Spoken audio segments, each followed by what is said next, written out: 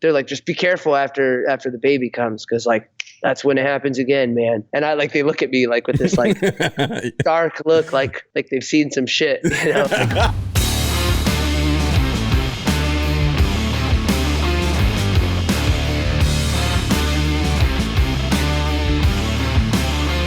Hey, what's up, everybody? Welcome back to another episode. Today, I've got a very interesting character with me today. This is MMA fighter Cris Lencioni. Cris, it's good to have you on here. Thanks for taking some time to chat. How are things going? Really good, actually. I'm in my academy right now. I'm like on the mat, sitting here, laying against this like comfortable. It's almost like a pillow cushion wall. It's the most comfortable podcast I've done in a while. Good. No, that's awesome. That's great. You got a baby on the way, huh? Yeah. When's the baby due? Yeah, he's due in June 20th. Oh man, 21st. We're like right there. I've got my daughter's due June 1st, so we're pretty close. You got caught up in quarantine and chill too, huh? Yeah, I actually think I credit it to the last fight I had. I was like, so I had a lot of weight cut issues from fighting, right? Most people don't know with the like lower weight guys, I'm a grown man, but I fight at 145 pounds. Oh my God. That's not a grown man size. I mean, unless you're like 5'3", that's cool. But I'm like 5'10". So my liver was like failing, and I was going through all this stuff, like not failing, but they're like, you're having a lot of issues. So they put me on a detox, and it helped me out in a lot of ways. Let's just say it's just connected some dots in my body, and with the win of the fight and everything, I was like, I was in prime time mode. So, yeah, quarantine and chill mixed with the extra vitamins and stuff. It sounds sketchy, but it's really not. It was just a liver detox thing, and perfect timing. So that's funny. Cool, man. Well, congratulations. That's super exciting. And this is your first child, right? Yes, this is our first child. Yeah, and you're a young dude. How old are you? You're 20. 26. I turned 27 in July. So, but I've been on my own since I was 15. That's like a thing that a lot of people don't get. Like a lot of people my age, just, man, we don't click. You know, it's right. Like we're on two different wavelengths. I want to get into that, because when we first talked on Instagram and we were sending DMs, you were like, dude, I want to get on the podcast. I got a crazy story. So I want to hear the crazy story. So let's let's back up. Let's hear a little bit more about you, your childhood. Kind of give us a little bit of your background. Who is Cris? Yeah. I'll give you like a super quick story, I was from Iowa. I was born in Iowa. My mom was, I'm trying to find the most politically correct way to say this, but she was on the other side of the law, engaged in some very illicit behavior, and may have gone to prison for doing multiple things that you shouldn't do, especially if you're a woman, the kind of stuff. So that's the kind of environment I grew up in. And my father passed away from drug overdose when I was young.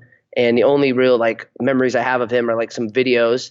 And like in the videos, you'll see him panning on me, and it's like, hey, baby Cris, and chicks at the beach. And I'm like, all right, so that's that guy. So then we move out to California. She meets some new dude. I grow up there, and then it's just like, I felt like I was the worst kid ever, man. I had this crazy childhood. I got in trouble for everything.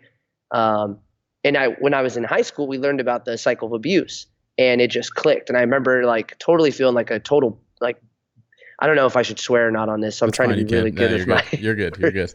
I felt like a total bitch, and I was like crying like instantly in class because it like all clicked, and I was like, I never went back home that day. After that, it like everything clicked, and then I saved up enough money to move to Oregon. I'm like, I'm starting my own life.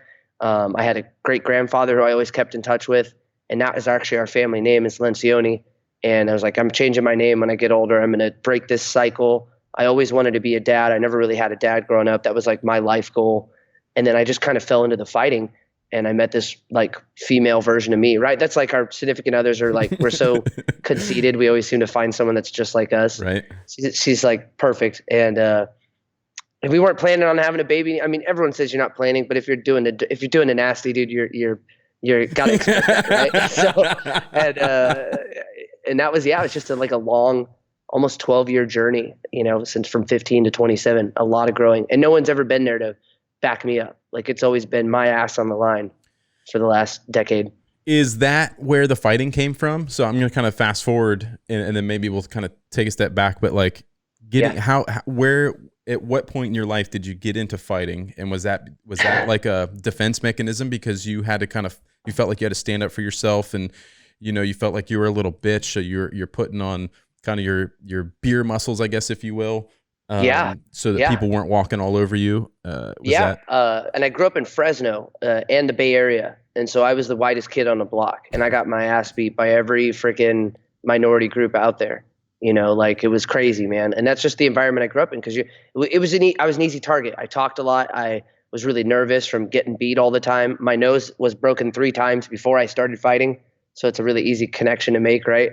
And I have massive ADHD, OCD, and it's not one of those like, oh, you can't sit still. It's like I got sent to like a neurologist. They did like the whole MRI brain scan stuff on me, and they're like, oh, check your brain out. And there's like this chart of your brain that they'll show you, and they're like, yeah, this doesn't fire, but this does. And if you eat chocolate, look at that.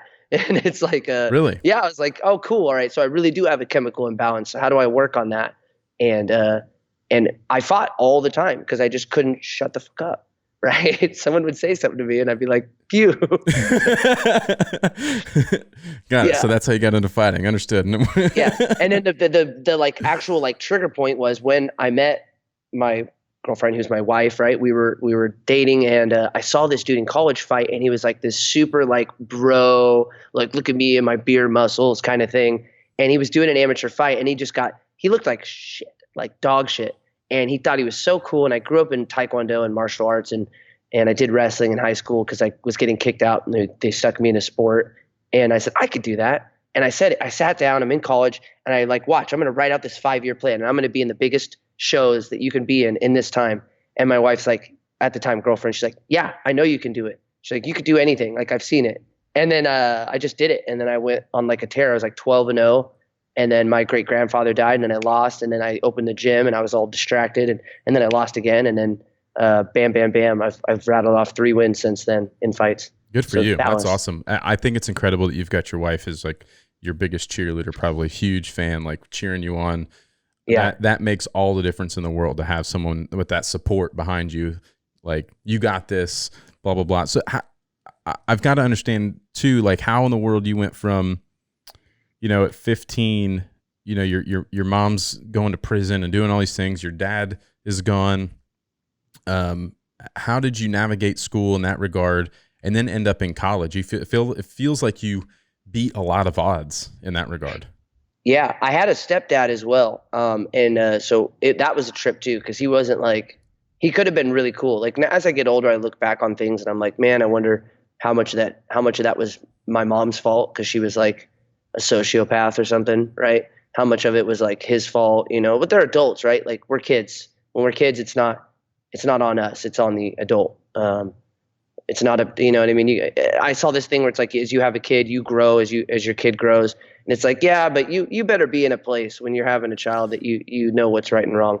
And I had an uncle and an aunt, like really obscure, like eccentric aunt, my blood aunt and her husband. And he ended up becoming, he is to this day, like the biggest father figure I have. But it happened towards my adult life. And he always said, man, if you can make it, like, cause I was flunking everything at that point. And I was I'm pretty smart. I'm not trying to toot my own horn, but I did really well. And then the switch flipped, and I was just like, fuck everything. And then like, he's like, if you can make it to college, man, we'll help you out. And I was like, what do you mean you'll help me out? He's like, we'll help you out. And it clicked, and I'm like, I'm going to do this. I'm going to be the first person in my family to go to college, all that stuff. And I had like Social Security money that was supposedly for me because my dad died, all that stuff. And we come to find out that my mom had taken all that and like spent it on like trailers and shit. Like just the most. And she didn't go to jail when I was an older kid, by the way. It was when I was young when she went to jail. But I think she almost went to jail a couple of years ago because of some crazy like in-home daycare thing. It's insane, dude. I totally like wrote it off. You know, like, yeah, I know it is. I have a you know what's sister, crazy? and Here's what's crazy is the people that I talk to, that I am super fortunate enough to be able to talk to some really interesting characters on the podcast. And there's a couple that come into mind, but one is Travon Reed. He was an NFL football player. He's a young dude. And it's such a similar story. His dad wasn't around. His mom was working all the time, and he was getting in trouble. His mom dies when he's 17. And he ends up like kind of defeating a lot of those odds, doing a lot of shit he wasn't supposed to do, hanging with the wrong crowds, but staying out of trouble himself, but ends up in the NFL as a kid who was living in his mom's house with no power, no water, no nothing. No one from the school knew it, except for maybe one person he thinks, like the lunch lady. Wow. And she was like putting extra food on his tray. It was kind of like, I got you. Otherwise, no one knew. And he was like washing his clothes at school in the field house as if he was like washing for the football uniforms and stuff like that because he couldn't do it at home. Like, crazy story. And there's a lot of people that I've talked to. Dakota Mayer, who's a Medal of Honor recipient, who, you know, are just like these high level people who have defeated all of these odds and are somehow, a lot of it just comes from like an adverse childhood and just like these crazy stories that they're just either have will it to into existence of, I'm going to be the greatest, I'm going to be the baddest, etc. And I don't think Dakota necessarily was like that. Like, he wishes he wasn't the Medal of Honor recipient. A lot of bad shit happened to him for him to receive this award. You know, he's like, that's the word. This represents the worst day of my life. But he defeated a lot of odds, and he's an incredible guy. But it's just like these super adverse environments create incredible humans. I mean, like, you seem like a really nice guy. You're clearly a good fighter, and you're very gifted in that regard. You know, I mean, you have so much time ahead of you. Yeah, I do. So I know. young. I talked about like retiring actually, because after this last fight, it's just been so frustrating. And I told my wife, I'm like, God, there's so much bullshit politics. Like, I just won my last fight. The last 2 fights I fought with, I had a broken fibula, and I fought it, and I had no problem with it. And well, that's a lie. It's a stabilizer bone. So like, you just feel off, man. It's like if you've ever broken a wrist. Oh, yeah. And then I'm on this 3-fight win streak. My wife's pregnant, and I haven't heard a thing about fights, and I'm not allowed to talk about it, you know, or any of that. And it's kind of bullshit. So there's just a lot of politics behind the scene. I'm like, dude, I just want to fight. I got into this to fight. Book me a fight, or you know, I just kind of lose my mind. So I have to just be patient, and it's a good trait to have in that sense of like, be a father. You can have a lot of patience, but I also deal with 40 plus kids in my, you know, like after school program I run at my academy. Yeah. But have you ever read Malcolm Gladwell? I think I'm saying I've never right? read a book in my life. I don't know how to read. I'm so bad. Like, I don't read anything. I'm terrible. I used to read everything growing up, and then my parents realized that was a way for me to escape. So then they took books away from me. Yeah, it was crazy. Like, 1 year of my life, I was locked in my room for like the whole year pretty much. And that was insane. And that gave me a lot of like prison mentality. I was like eating my food really fast, and just, it's so funny, man. I know everyone has crazy ass stories, so I don't really get into the whole like pity thing, you know. But he has this book, like one's like called Outliers, and the other one is like David and Goliath, and it talks about weirdos like us that have these weird situations, and you kind of almost get like almost like an imposter syndrome or like survivors kind of thing, because you're like, why was I able to do that? You know, when the glass breaks for someone else, it shatters into pieces. Why did mine turn into a dagger that I can stab you with? You know, kind of like a Burn Notice quote there, because the guy and his brother had 2 different lives. So I'm just very grateful, man, and I pay it back every day. I have a really awesome academy in this small town in Oregon where I live, and where are you at in Oregon? Canby. So it's like where is Oregon City? If you know where Oregon City is. Yeah, I got some family. I've got some family in Oregon. They've got a big vineyard in Oregon, kind of near Salem area. Yeah, like Sherwood probably. That's where all the freaking vineyards are. Yeah. Yeah. But, so it's just been a trip, man. I love what I can do. I love that I can do this, but I do want to fight pretty soon, because it's driving me nuts. Yeah. Right. So you've got a bunch of kids there. You got some, I imagine there's a lot of, what's the age range of the kids that you have there? 4. Like, we just had a kid who turns 4 actually in like a week, just come in. And it's like the way I run so 4 to, 14. Once they're 14 years old, you know, that the tween stage is over, and they got some like real muscle behind them, I stick them in adults class, because life is tough, and there's no need to beat up little 12 and 11-year-olds. Like, you need to go with adults. Yeah, they need to get pounded. Like, yeah, because then now they're like at the top of the food group, right? Yeah. At that, and they're like just beating up on everybody. It's not it's not challenging anymore. And I tell them, right, like, what if somebody grabbed you right now? Like, you need to know how that feels. So you're going to go with adults. Like, what are we training here, right? This isn't PE. This isn't basketball. Like, this is martial arts. Like, I'm really here trying to teach you guys how to survive. So it's really cool. This seems to be a common theme too, and that I'm starting to like pick up in the amount of people I've talked to, but a lot of people have a lot of that give back mentality. The people who made it through those adverse times, who maybe didn't have a father figure, who want to, you know, instill some great sort of type father figure thing from themselves onto other people. And then especially the guys who are going to be parents for the first times, like you were going to be such a good dad. And I already know it because you didn't have a dad. And I think that there's probably something deep down inside of you that's like, I'm going to be the best dad I can be. Like, you're the kind of guy, you're like me. I'm a psychopath and I go like 110% into everything that I do. I'm like, I can't do something without like trying to do it at the top of the level. So I'm the same way. Like, I'm going to be the best damn dad I can be. And I can see that in you. And I'm super excited for you. And there's going to be like those challenging moments and the rewarding moments, but you've also got a lot of experience already with a lot of the young kids who kind of know what to expect a little bit. I think it's going to be really cool and fun and interesting for you. And I'm excited. I'm really scared of, I don't know if this is like stupid. I don't know if everyone thinks this, like, what if he's like, just cries. He just doesn't like me. I don't know. No, like man. Are you kidding thing, me? you know, no, like, it's going to be is awesome. he going to not like me? You know, like he's like, oh fuck, I've been hearing that voice for 9 months and I got to fucking listen to it the rest of my life. He didn't have a choice. He didn't have a choice. Yeah, that's just what it's going to be. So strange.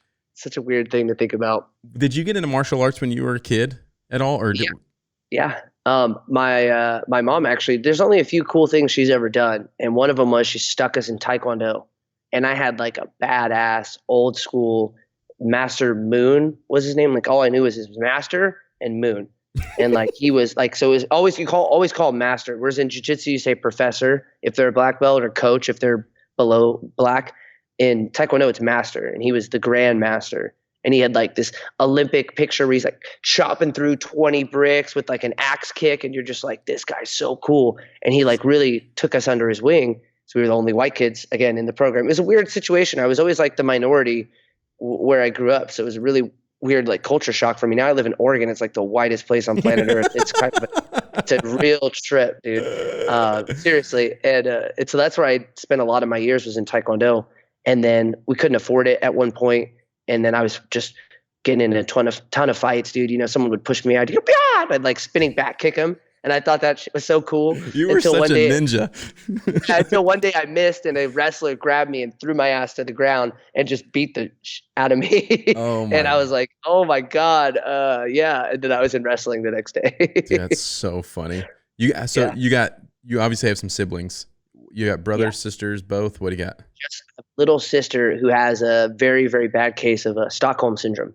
So she's gone through a lot of stuff in the same way with me and you know, with the family stuff. It's like a really complicated story, but the easiest way to explain it is when she's out here and she visits me, it's all gravy, you know, everything clicks. And then she goes back into that environment of Fresno and gets sucked into the BS and spirals downhill. And I worked so hard to build this business and build a house, you know, with an extra room. So she's always got a place to stay. I've always tried to be that big brother, but we'll see. We'll see one day she'll come around, you know?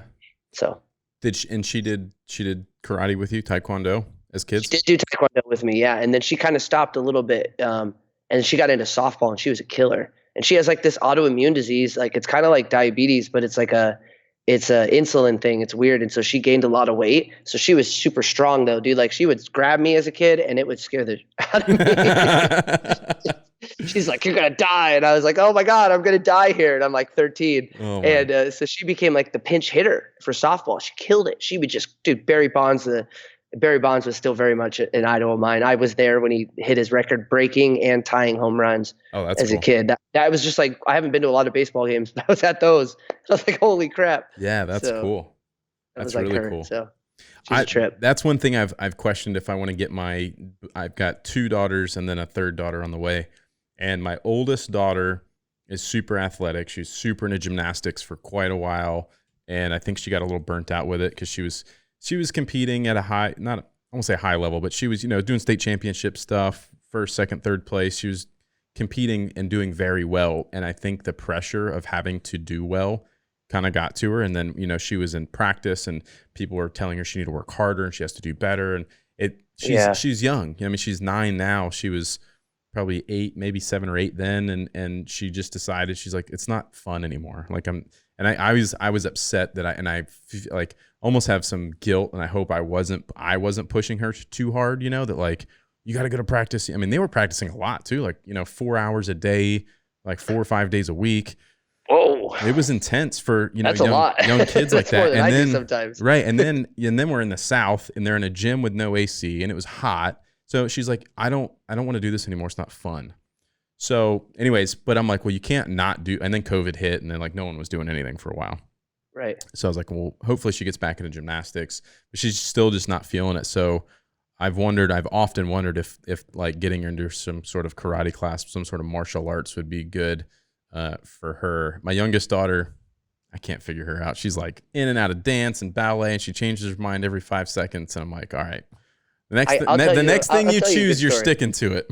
I got a good story for you. I have more girls in my program than boys. Yeah. And I thought I was having a girl. We were told we were having a girl, and it totally like, it just like triggers something in your brain when you're like having a girl versus like having, as a dad. It's different. Like, yeah. So like I had all these weird emotions like flooding through me. I was like, oh shit, like what do I got to do, right? And I also had a ton of young girls at my academy that are doing so well, and it just like helped me, like I feel like connect with them a lot more on like a more like calm approach. They destroy the boys here. Really? I have this one girl who's super new, only been here like 3 months, and she's already beating kids who've been here a year because she came from dance and ballet and gymnastics. And I remember teaching her. Yeah. Well, she's also the smallest kid I've ever seen for her size. I watched her do like the splits on a kid in jiu-jitsu in a move that I'm like, normally you want to pinch your knees tight. Like when you see officers controlling someone for mount, you pinch your knees tight to control their posture so they can't bounce you around. She did the splits on this kid, and the kid looked at me, and I'm like, I don't know. That's pretty cool. I've never seen that. And I swear, man, the girls, they pick the jiu-jitsu up so fast, man. I think that if your kids come from that background, they would love jiu-jitsu. Yeah. It's just a matter of finding the right school. I will say this, and I hate to say this, but there are some toxic schools out there. With martial arts, it's just weird, man. We have like super awesome facilities with really good people, and then you have the dude who's like a total like pedo, and you like find out, and you're like, holy shit, right? Like, so just really vet the place that you're looking at. I mean, we're in a small town. There's only really one place that does jiu-jitsu. And I know the owner very well. His name's John Juarez. He's a great guy. He's like this massive beast of a human, but he's like the big giant teddy bear. He's super giggly too, which is really funny. And I used to work on his cars all the time. He'd be like, he's like this huge guy.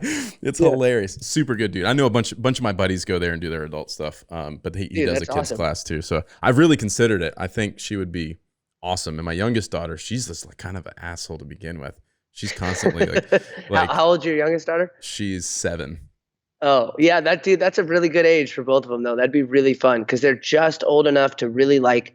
It's like, and if you tell them it's like chess, I don't know if they play chess. No. I have some, like some kids, it's weird. Like you'll say certain things. I said like Mortal Kombat to one kid, and he was like, oh. And then there was a 5-year-old who's the smartest kid I've ever met who almost beat me in chess the other day. I had to start messing with him. I was like, ooh. That's a tough move. I don't know if you do that. And he like second, and I felt so bad. He was like second guessing himself. I was like, yeah, psychological warfare. Uh-huh. I told him jiu-jitsu is just like chess, man. You got to think many moves ahead. Sometimes it's one move, right? And you got him. Other times you got to set these traps. I just got to tell my oldest one it's like playing tic-tac-toe. She'll get it. She'll be like, got it. Yeah.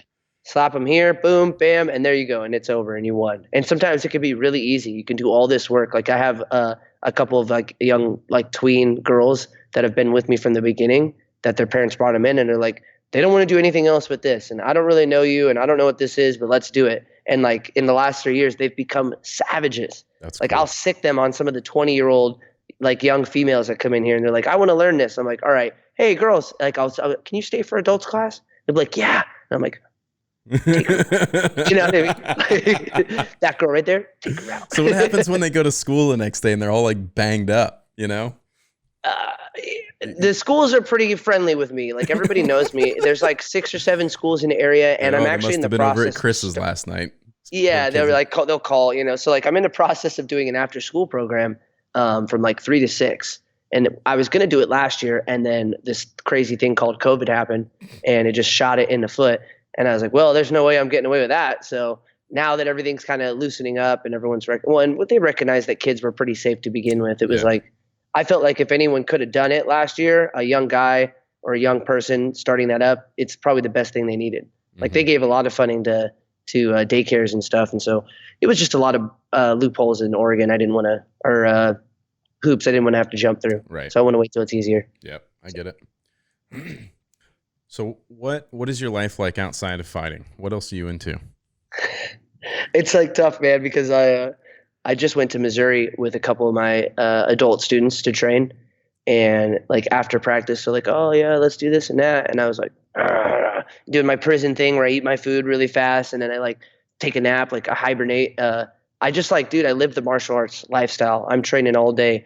And when I'm not training, I'll grab like the Nintendo Switch and I'll try to convince whoever to play me in Super Smash Bros. And just wreck them. And then they'll be like, let's play Mario Kart. That's easier. And I'm like, joke's on you. That's what I'm really good. And then I smoke them and I'm just drifting the whole freaking race. And they're like, this is bullshit. And they throw it. So there's not much. My wife and I are like, we just are really down to earth. We're not like all big nature hike people. We'll go on cool hikes. She really likes to fish. I took her salmon fishing, and first freaking cast of the day, this asshole catches like a huge salmon, Chinook, dude. And I'm sitting there all day for like 6 hours. And the first cast, she gets it. And I was just like, this is bullshit. So, we fish, and that's it. We like to shoot guns. Other than that, we love what we do. So yeah, that's awesome. All right. So what's life like being part of you're part of the UFC, right? Me, I'm not part of the UFC. I'm technically a free agent at the moment. Got it. I was in Bellator, and then there's been talks of me sliding into the featherweight division because there's a lot of guys in there that are like missing weight or they're just like not in shape. Sorry, I'm getting over a little cold and I'm laughing at the same time. So you'll see these guys at featherweight and they're like, I'm ready to fight. And then they go in there and you punch them once in the stomach and they're just like, and they're done. And I'm like, what have you been doing this whole COVID time, dude? Like, what, you're a fighter, COVID happens, so it's just ice cream and ho-hos for the rest of the year? Like, have some discipline, man. That's my diet, like, all the time. I mean, dad bod doesn't get like this, like, on its own. You got to eat some shit, you know? Yeah. Sympathy I wish. weight. The worst thing I've had is Halo Top ice cream. So, but I like those guys, That's the man. worst thing you've had? Yeah, that's pretty bad. That's pretty bad for me. So. Man. Yeah. Yeah, I know. I know for, what was it? For our anniversary, though, we went to some like Brazil steakhouse and they bring out everything. And I was like, bring me the whole dessert menu. And they're like, what? I'm like, everything on it. And I wanted to try everything. And then I was just sick for 3 days. Just like, like my belly was huge. It was just so swollen. So I kept walking around the house and I was like, oh, I'm swollen with child. Yeah. She got so mad. She kept hitting me in the stomach. You can't pretend to be pregnant around a pregnant woman. They don't take that very well. This was at the very beginning too. So it was even worse because we didn't know. It was a weird period of time where I was like, dude, what is wrong with you? Like, you're complaining all the time. We went horseback riding and she passed out. Oh. I was like, dude, get a grip, lady. Like, I'm not an asshole like that, but I know, you're being sarcastic. I get it. I was flicking her some shit, and then all of a sudden I'm like, right, I have this pause moment in the car, and I'm sitting there with my aunt and uncle, and we're driving to dinner, and I'm like, oh my God. And I'm like looking into the great beyond, and I'm like, oh my God, is she pregnant? And all these thoughts are racing through my head, and then we get back home, and she's pregnant. So. Well, that was like, well, not similar, but my wife has like this weird like intuition where she just knows, like she didn't even have to take a pregnancy test, but still she'll be like, yeah, I'm pretty sure I'm pregnant. I'm like, wow, how do you, what? She's like, I'm like, yeah, are you like super late? She's like, no, but I'm pretty sure I'm pregnant. I'm like, what's wrong with you? And the last time I found out I had just pulled out of the driveway. I'm like 8 seconds from the house. And I get a phone call. She's like, I'm fucking pregnant. I'm like, you couldn't have told me this in person like 17 seconds ago in the house. You had to like call me and tell me this. It's funny. I'm pretty certain I have ice cream in my fridge at home, but I don't think I could be confident in a pregnancy. Like, that's crazy, dude. I don't know. That's a weird gift. I've heard too, I got to be really careful. All my buddies just had babies. It was a really weird time. It wasn't like, oh, everyone's having a baby, let's hop on the wagon. I think it was just COVID. Like, yeah, it's like in Idaho. I know a lot of people from Idaho, and all they do is have kids. You know why? There's nothing going on in Idaho. Yeah. It's boring. It's just rolling hills. Like, what do you expect? And so they're like, just be careful after the baby comes, because like that's when it happens again, man. And they look at me like with this like dark look, like they've seen some shit. You know, like, I have a couple veterans in here, and they'll get that look every so often. And it's the same look, and I'm like, oh my gosh. So I think this is so cool, man. I love your company, and I have like a lot of veterans in my academy, and it's really cool. Like all these veterans, they like drift to martial arts for this like sense of community, and we all have brain damage, which is really cool. So we all like relate in that sense. Like my chiropractor is like a 8-year veteran. I can't remember it was Marines or Army. I really can't remember. That sucks. He's like, yeah, I saw a lot of shit and that was crazy, but what was the worst was all that boom next to me for 8 years. That's what messed me up. And he's like, I imagine you're getting hit in the head and it's the same boom. So, and that's why we all seem a little weird, and we all get together and we're, as a community of weirdos. Brain damage. My favorite part is, yeah, it's really cool. We all have brain damage. I told my wife, I said, if I ever get to like the shaggy dude, like, whoa, man, like just tell me and I'll chill out and I'll just do jujitsu, or I'll just do Tai Chi or something, And so so far it's good. Maybe because I'm like goofy and she can get away with more stuff. Like the other day, she's like, I want this dress. And I was like, oh, all right. And then I like sat there and I was like, what the fuck? Like, that's not me. Like, I'm very frugal. I'm not like that. That's funny. I was like, what's going on here? Maybe it's the pregnancy. Maybe it's the brain damage. A little bit of both. A little bit of both. Both. Yeah. What's the future look like for you beyond the kid? Are you going to try to take some time off? Or you're ready to start? You want to fight right now, huh? Yeah, I'm really trying to get a fight in before he gets here. And this is really cool. I don't know, like if this is common, like you have a name picked out and then you like run into somebody who has that name and then they're like, oh, what? No way. So like that kind of happened to us. And she comes to me and she goes, I really wanted to name him Santino. It's a very strong Italian name. And it's a beautiful name. And we're, beautiful Italian boy. I want a Santino. Godfather was my favorite movie. Then I can call him Sonny. It's a double entendre, right? Is that the word or something? Because using big words, I don't know. I don't read books. I don't know big words. My business is Sunshine Athletics. My nickname's Sunshine. It was like, it's like, oh, it's kind of an ego thing, but also it's really cool. He has this business namesake. And she says, no, let's name him Christopher. And I'm like, well, dude, that's the super ego. Like, that's my name. She's like, let's name him Christopher Santino Lencioni. And then I was just like, yeah, dude. I was like doing the Tiger Woods, when he used to do that. So she's so awesome. And I want to give her all the time and attention. I know there's a lot that happens to I can imagine, right? Like I go through a weight cut. That sucks. I know my body takes like a month to recover. I can't imagine what a child in your body for basically a year does to you after it's gone. And so I want to get the fight and then just chill for the rest of the year. So she has me there to yell at me.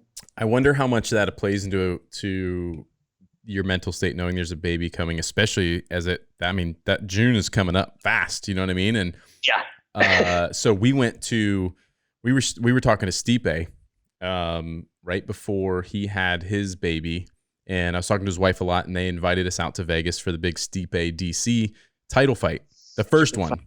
Oh, so good. Yeah, it was awesome. So we go out there, and that he ends up getting knocked out, but he just didn't seem like he was on it, And I think, and then they had the baby like 2 days later.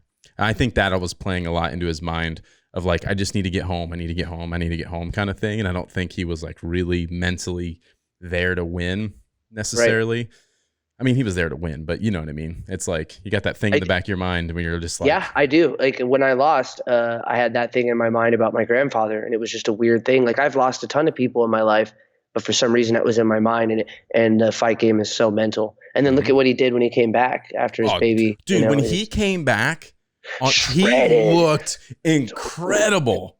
I'm like, Stipe, holy shit, bro. Man dime, man. Man dime. That's the firefighter I want on my calendar. Yeah, dude, and he's such a good dude. Yeah, he is. It's incredible. And DC's a great guy too. Like, they're both super nice, humble dudes, which I have a lot of respect for both of them. Of course, like, Stipe's like, friend of the brand, and he uses our stuff. So it's like, I got to root for Stipe, of course. But of course. Yeah. He's going to knock you for that. I have, in my mind, when you talk about that, I have this hunger. I always have this like fighting for scraps mentality. And I hate to say the word hustle, because like hustle sometimes has like a negative connotation to it, but it is a hustle. Like, I stay on that. Like, I'm in my academy, 12 hours a day, like 9 to 9 a lot of the time, sometimes earlier. And like, knowing that he's on the way, like, I feel really bad for whoever's in front of me, because it's one of those things where once the door is shut, like, I'm in there and it's you or me, bro. And I already know what I got to come home to, and I ain't going home empty handed. You know what I'm saying? Right. Yeah. Sorry, brother. It's not going down. It's just business. And every time I say that, I think of the Lego movie, where the last, this is with having kids at the gym all the time. You watch these like stupid movies. The Lego movie has Will Ferrell in it, and he's like Lord Business, and he always goes, "It's not personal, it's just business." Lord Business. And he like says his name, and I'm like, that's me. That's funny. Are you friends with any of the other fighters, or anybody that you've ever fought? Are you friends with these guys, or is it just like super random people out there that somebody's booking fights with, and it's generally pretty random, but like, as an amateur, I'm friends with almost every amateur guy I fought, except for like one of them. One of them really hates me. That's not my fault. I didn't do anything to him, but beat him. But there's one guy I lost to that I stay pretty chill with. And I hate him the most, which is so weird that I actually like get along with him the most. Cause when we fought, I felt like I had a totally wrong game plan from a coach that I'm not even unfortunately with anymore. But his name's Taiwan. You can look him up. He basically just hugs me. There we go. Hugs me to the ground for like 15 minutes. And you could just see the frustration on my face. And I don't have a mark on me. And he got these little little karate taekwondo shots in here and there. And like, if you watch the fight, like right off the bat, I blast him with like a head kick, and I see it in his eyes. When you do this long enough, and it didn't have that many fights in it that time. So I was like, this guy trying to steal my sunshine. And he came out to like, "Ain't no sunshine when she's gone," or something like that. He came out to that song? He came out to that, and I'm all fucked up. I'm just, man, he played you. He did. He played me hard. And then unfortunately he took some losses in some weird ways. And I was really excited because he was killing everybody. He had knocked everybody out, just pummeled everyone up until he met me. And then he just like held me down the whole time. No damage done. And then killed a guy. And then like had these weird losses. And so I'm like, shit, man. But we always stayed in touch. So, but the other ones, like, I fought this dude from like Tajikistan, and he hates me. He just hates me. He was like Khabib's #1 training partner. You know how like Khabib has these crazy ass Russians that like will murder someone for him and just stick him in a trunk. Right. I fought one of those guys, and I beat him, and it was a split decision, but it was very clear that I'd done way more in the fight. That was the fight where my leg was broken. And then the last fight was this AJ guy. Everybody hates this guy. You should look him up. He's a trip. He's like the kind of guy that'll sue you if you like bump into him. So naturally, there's no way he likes me. And then there was a Moroccan guy. He hates me too. I don't know, man. It's not my fault. People get upset when they get their ass whooped. You know what I'm saying? Yeah. Well, look at me. It's kind of messed up, right? I don't look like a typical fighter. Just a smiley guy, nickname like Sunshine. A happy-go-lucky, skinny little white boy. Yeah. With a lot of weird tattoos. You got some weird ones? I got a lot of them. I got a lot of work done, and it's still not finished. I got a lot of pieces that I still haven't gotten done. That's like the story of someone like us, our lives, with like a bunch of tattoos. It's like, oh, I got to finish this one. I got this other thing over here. It's like, I may have had a bird that I didn't finish that was in a very interesting place, so it may have looked very sexual. So that didn't do me any favors. And now it's like almost done, and that looks a little sexual. So I'm like, this is tough. Like, I got to work on that. There's a lot of. I got some butt tattoos. That didn't help me out. My wife really loves my tattoos, so that's all that matters, She has none. She has zero. So she's got some catching up to do. Yeah, I want her to get one, just a little one. Yeah. Well, you'll have to convince her it's for the baby. That's what I was thinking. Because then it can be my name. I mean, his name. Careful. That's that's some bad luck juju stuff. I don't believe in the like name tattoo thing. I mean, I have my kids' names, but I wouldn't get my wife's name tattooed on me. I feel like it's a curse. Yeah, interesting. It's funny you said that, because that went through my head as I said it. It was like, no, come back, maybe not.